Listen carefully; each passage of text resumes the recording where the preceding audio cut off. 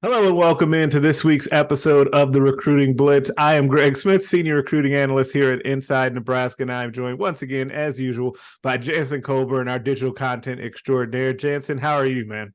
I'm good, Greg. Thanks for asking. Good. I feel like you were expecting me to say something else with that reaction. I mean, no, it's good that it's been an interesting week, and then weekend around here, covering Nebraska football. Like Nebraska didn't play, but as I was telling you, kind of off pod before we got on here, it's been a busy time. It feels like a lot of stuff has happened, and so I'm excited to be back doing this today. Even though Nebraska did on the field at least won the bye week, but there's been a lot of things brewing that have Husker fans concerned, and we're going to dive into some of that today. All it took was one little bye week for the recruiting talk to pick up a little bit. I know normally not normally, the past couple of weeks we've been doing a lot of team talk, and now we finally got some actual recruits to talk about again. But the team talk's been good too, and I think it's definitely tied into recruiting in the big picture. For sure. But right off the bat, the interesting buzzy news: Carter Nelson, the top player in the state of Nebraska, the top player in Nebraska's class. He took isn't it official visit? Unofficial to Notre Dame. He was in South Bend, and that was quite the performance Notre Dame put on. So we'll unpack all that, but first things first, should Nebraska fans be concerned? Man, this is so tough because, I know Nebraska fans are going to want me to say, no, it was just a trip to see a really cool college football game in a great, one of the historic venues in college football. And he got to see a rivalry game and all of that. I think you got to be a little concerned. I am not ever of the mind that these visits mean nothing. I'm just not. Even if, it's funny because you said at the beginning, if it was an unofficial and official, it wasn't unofficial. And I think the reason that it's important, in my opinion, that it was an unofficial is because that basically means that it's on his dime, right? Official visits the school can pay for. There are ways now around that, with NIL and all of that. But let's say, for the sake of argument and what generally happens, it was on his dime. Even if it wasn't on his dime, he could have said no and not gone out there as a committed player who's really one of the more important prospects that's committed to Matt Rhule in Nebraska at the moment, right? Like, I think it probably is not something that factored into Carter's decision making on this, but you got to know that this is going to blow up the second you show up on Notre Dame's campus, which is why it was kept very quiet that he was going to be there. Essentially, what I was told from everyone that had let me know that the visit was happening is that to kind of keep that quiet because Carter wants to keep it quiet. He wanted to surprise the Notre Dame commits because they had all of their commitments from like 24 and 25 in the house. Find out he was going before he actually showed up? I found out on Saturday morning. There you go. So Saturday morning when I was told that he was going. And so it's because of all that, though, all of the context of it, the fact that Notre Dame had been recruiting him so hard, the fact that we know that he has good relationships with their staff, but not just their staff, but also their commitments. And then we kind of know loosely the pitch. And I reported this kind of over at Inside Nebraska. The pitch, I think, is compelling for Notre Dame. And I know that Husker fans get upset about that because I heard it. I've been hearing it all weekend long. Somebody accused me of working for Notre Dame for saying this. But it is a factual statement. Notre Dame's pitch to him is, you're going to win a lot more here at Notre Dame than you are at Nebraska, because essentially what Nebraska is trying to get to, 7 or 8 wins, is Notre Dame's floor right now, right? That's as bad as it's going to get. And right now, that's like not really arguable, right? Number 2, the part of the pitch is that Notre Dame has a good tradition of getting tight ends drafted, getting them ready to go play in the NFL. Like, and I know that and that's a fact, and they use tight ends a lot more. And I know that there was a lot of pushback, or has been, from Nebraska fans about that, saying, oh, well, those guys that have gone in the NFL from Notre Dame, like, they're not like lighting the world on fire or anything like that. That doesn't matter at all. All that matters is they're getting them to the NFL. Right. And not only are they getting them, they're getting them drafted. They go to the NFL. It's not on Notre Dame after that. Like, they did their jobs. They got them drafted. It's not just that, like, it's undrafted free agents or anything like that. They're actually getting drafted. So you can kind of see what the pitch would be. Well, we know that that's the pitch, but that it's a compelling pitch. It's going to be really interesting because Matt Rhule Josh Martin, and I believe there were other staff members there in Ainsworth as well, but I haven't been able to fully get that confirmed, went out to see Carter Nelson at his school on Friday. They were they were pictured like at the pep rally for homecoming, which is an interesting sight to see. Photo. Yeah, and I am told that Matt Rule did know about this visit plan to South Bend before they went out there. So you gotta think that it was part of the reasoning for having multiple coaches go out there, and it came up when they were talking to Carter about, hey, are you sure you want to do this? You've been with us, you've been to all of our home games, like we really like you, we see you, progressing in our system. It's just it's tough. I do think that Nebraska, go back all the way back to your actual question. I do think that Nebraska should be worried. What was the question? Yeah, should Nebraska be worried? I do think that they should be worried, but I don't. It's tough, man. This is going to be a really interesting one because I could see it going either way. To be totally honest, I do not think it's out of the question for him to flip to Notre Dame, but I also don't think it's a lock, and I don't think that it's out of the question that we look up for Northwestern and there's Carter Nelson standing next to Danny Kaelin, before the game. So either way would not surprise me, which is probably actually not what people want to hear, but that's what I think we are right now. Yeah, I mean, a strong push from Notre Dame. It seems like they haven't, even after he committed over the summer, they've been on him this entire time. And they seem like they've been pushing the right buttons, and they got him to take that unofficial. And, I don't know how much this factors into Carter's decision. I never talked to Carter, so I'm not going to put words into his mouth. But that weekend for Notre Dame had to have impressed him. I would imagine it would have, especially with how Xavier Watts, a Nebraska guy, played. I'm sure they were telling Carter that had to have come up. Yeah, part of the pitch. Him having a breakout game, them playing USC, who's got a Heisman candidate, and them just really kicking their ass. That's what happened. All over the place. It was great for Notre Dame. Yeah, it was a great night for them. I think they couldn't have played their cards any better with the timing of getting him out there, and we'll see what happens. But let's stick on the topic of more good news, Greg. Are there any other Husker commits that Nebraska fans should be concerned with right now? Yes, is the short answer. The long answer is that, I feel like most everyone that's a Nebraska fan that follows recruiting closely has been asking me about Kewan Lacey. I feel like Kewan Lacey, the running back out of Lancaster, Texas, is someone that Nebraska fans have honed in on from the beginning as a really good player in the class and someone that's underrated. We haven't rated as a 3-star here at Rivals. He's better than that. He's a solid 4-star player. Like, he's a really good running back. And so because of that, though, and this is kind of the double-edged sword of being where Nebraska is in this kind of program growth, is that because of that, you're going to have other teams that think they can just come on in. So the way that we saw with Carter Nelson, and that's even an extreme example because it's an in-state player that grew up loving the Huskers, right? But so if teams are going to come in on him, they'll come in on anyone, right? Like, I don't think that you can feel safe with a number of players. And Lacey is probably at the top of that list, other than, I guess, Nelson right now. Ole Miss has been, I think, is the main threat there. Lane Kiffin was at his school this week, but so was E.J. Barthel, Nebraska's running backs coach, and Garrett McGuire, I believe, was at his game. Oh, no, sorry. Garrett McGuire was at DeSoto. E.J. Barthel stayed there. Sorry, there's too many Texas things going on.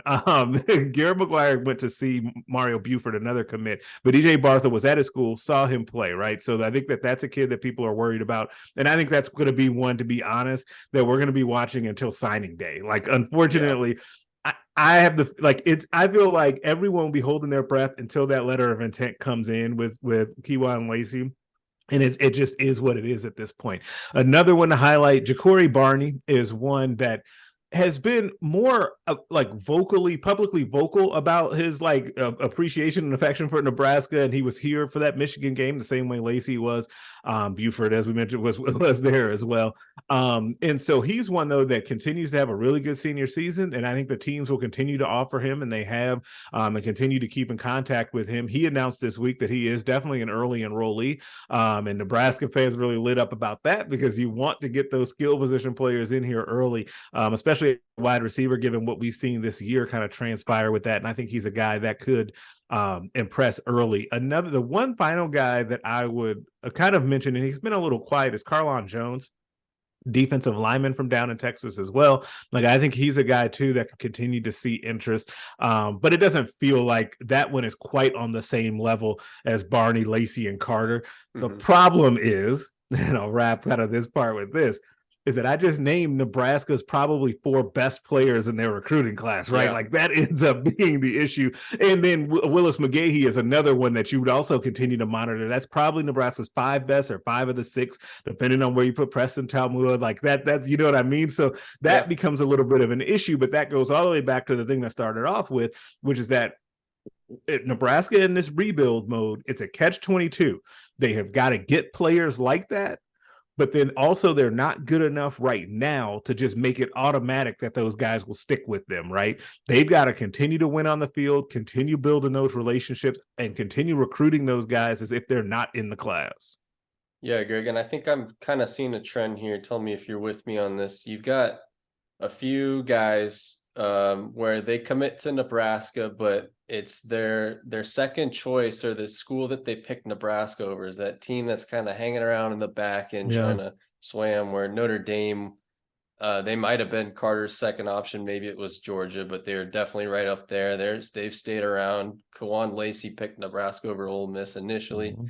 And that's kind of there's pros and cons to getting virtually your entire class wrapped up over the summer. As you know, it's not going to be over just because all of them committed at once. And Nebraska fans aren't going to like it, but this isn't unexpected. This is just part of the deal with recruiting, is that it's, especially when you're after, as you talked about, those top guys, the top 4 or 5 guys that Nebraska has, there's going to be other schools that are going to continue to recruit them. And we knew that there would be a long time between when they committed and signing day. And even right now, sitting on October 15th, there's still a lot of time. Still time. Well, plenty of time. And signing day.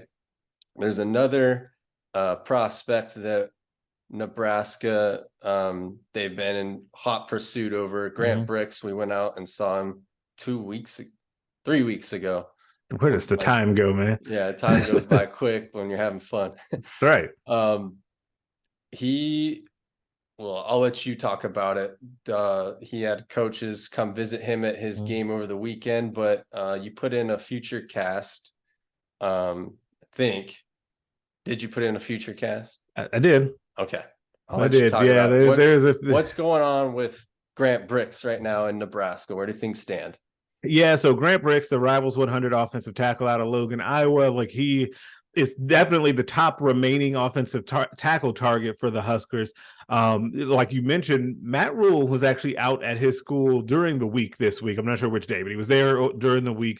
And then Donovan Raiola, Nebraska's offensive line coach, was at his game on Friday, which is a senior night, to see him play in person. The vibe, as we kind of talked about this, it's been Nebraska, Oklahoma, Kansas State. Grant Brix, I'm told, was supposed to announce going into the senior season, right? Like, this was supposed to be long announced, and then he just decided to delay it. I put in my future cast this morning earlier today for him to go to Oklahoma. The reason that is that I'm told that once that delay happened, kind of with his commitment being publicly announced, it really kind of gave him time to see how the teams were going to perform, right? And so once he saw how they performed, Oklahoma had, and I don't know how surprising it is, but they have a 6-0 start. Maybe more surprising because they beat Texas in the Red River rivalry game. But they're 6-0. Nebraska sitting at 3-3. Kansas State had been kind of sputtering along, though I think they're about the same record as Nebraska. But we had always talked about, I always felt that it was Nebraska versus Oklahoma. I didn't think Kansas State. I thought they were running a distant third in that. But so I think that Oklahoma's hot start, combined with Bill Bedenbaugh, their offensive line coach. Tongue twister. Yeah, definitely. Especially when you don't cover them. We're not even saying it. Was a winning combination, or will be a winning combination for Grant Brix going to Oklahoma. Like, if you're not familiar with Oklahoma's offensive line coach, he's just go look. He's put guy after guy in NFL. Like, he's put a lot of guys in NFL. And so you just feel a lot more secure about how he's going to develop you if you're Grant Brix. And I think that those two factors, the winning currently and the offensive line coach, are kind of the things that I'm told are tipping the scales in the favor of OU. Greg, do we have any good news at all for Nebraska fans Yeah, on the man, recruiting front? I feel like, man, I wish I had something at this point. I wish I had just found anything, because I do feel like it's been a lot of bad news here. I apologize for that, kind of. I mean, I just got to tell you what's happening, but it does feel like Nebraska is really playing defense right now, right? Like, when it comes to recruiting, and I don't know if it feels like it was so long ago when they played that game against Illinois, and like the kind of the good vibes that were happening. But what's also happened, and this is kind of strange as we're talking about it, that I just kind of stumbled into, even though Nebraska has probably, I think, it either exceeded or met expectations for the season so far, outside of that Minnesota game, which they should have won. So technically they should be 4-2. They have not felt like they've capitalized as much on the recruiting trail on what we've seen, right? Like, because I feel like if they were 0-6 right now, everybody would be out of the class and people would be jumping ship, and it'd be like this, like the sky is falling, right? But with them being okay, which is better than what Matt Rule normally is in year one, I feel like they're not getting much of a bump for that. Like, do you feel that vibe too? Yeah, but there's a lot of, I'm sure you agree, everyone is thinking the same thing. There's a lot of football left for them. Still, we're at the midway point in the season, and as we talked about, we think there's a lot of winnable games for Nebraska, especially after Illinois beating Maryland, who I thought might have been Nebraska's toughest opponent. Now it looks like it's Iowa, but things are fluid and fluctuate, and that's the beauty of the wild Big Ten West, wild baby. Big Ten West. Yeah, everybody can beat everybody, it seems like. So Nebraska has a chance to really get some momentum over the next couple of weeks. And does that help them with recruiting momentum? I don't know.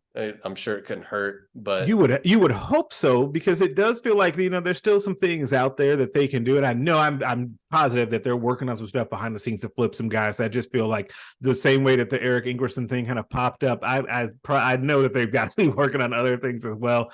And so it's just been interesting that, like, and I'm with you on your point. I think it's a good one, that there's a lot of football left to be played. And so if you're a Nebraska fan right now, you're probably just saying, okay, all these recruits, like, hold your horses. If you've waited this long, just go ahead and let things play out and see if Nebraska has, a good month and a half here and can really get going. Because my thing would be is that, if, say, Grant Brix does commit to Oklahoma and Nebraska's still waiting on Caleb Benning to make a decision, and they're trying to figure out what's happening with Carter Nelson, like, in 3 weeks, the feeling around Nebraska could be very different, because in the next 2 games, they could very easily win those games and be sitting at 5-3, 1 game away from bowl eligibility, in a year where a lot of people were not picking them to go to a bowl game. Like, it's just, I understand. I kind of get what's going on, but I think a little patience from everyone is probably in order.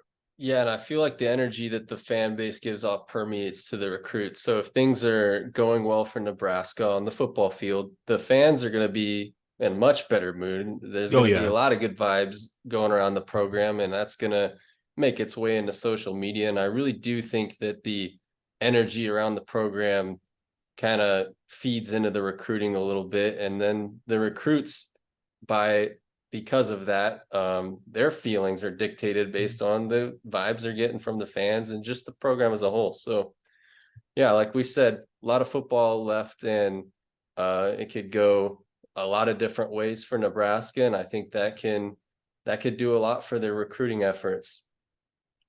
Last topic, Greg, we were at another high school game on Friday, supposed to be game of the year. Number 1, Westside, number 2, Millard South.